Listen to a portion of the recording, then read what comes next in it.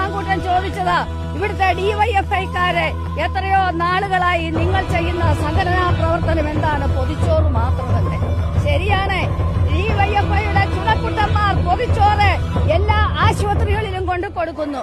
രാഹുൽ മാങ്കൂട്ടത്തിനോടും കോൺഗ്രസുകാരോടും ഞാനൊന്ന് ചോദിക്കുന്നു, നിങ്ങൾക്ക് ഒരു ദിവസം ഈ സംസ്ഥാനത്തെ ആശുപത്രികളിൽ പൊതിച്ചോറ് കൊടുക്കുവാൻ യൂത്ത് കോൺഗ്രസുകാരെ ബോർഡിൽ 5-6 മഹിളാ കോൺഗ്രസ് ഇരിക്കുന്നു. ഞങ്ങൾ അവളുമാരോടും ചോദിക്കുകയാണ്, നിങ്ങൾക്ക് ഒരു ദിവസം ഒരു പൊതി കെട്ടിക്കൊടുക്കുവാൻ കഴിയുമോ?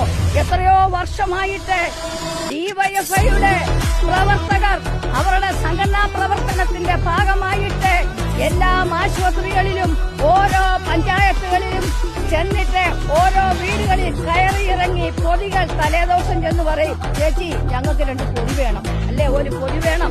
അങ്ങനെ അവരോട് ആവശ്യപ്പെട്ട് അവരാ പൊതി കൊടുക്കുമ്പോൾ അത് കളക്ട് ചെയ്ത് സർക്കാർ ആശുപത്രികളിൽ കൊണ്ടുകൊടുക്കും.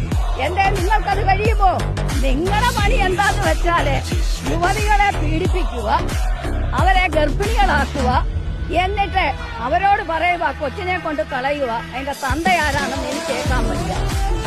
പച്ച മലയാളത്തിൽ പറഞ്ഞത് തന്തയില്ലാത്ത കുഞ്ഞുങ്ങളെ ഉണ്ടാക്കി കൊടുക്കുന്ന ജോലിയാണ് കോൺഗ്രസിന്റെ നേതാക്കന്മാർക്കുള്ളത് എന്ന് ഇപ്പോൾ നമുക്ക് മനസ്സിലായി. അവരുടെ പ്രവർത്തനം അതാണ്.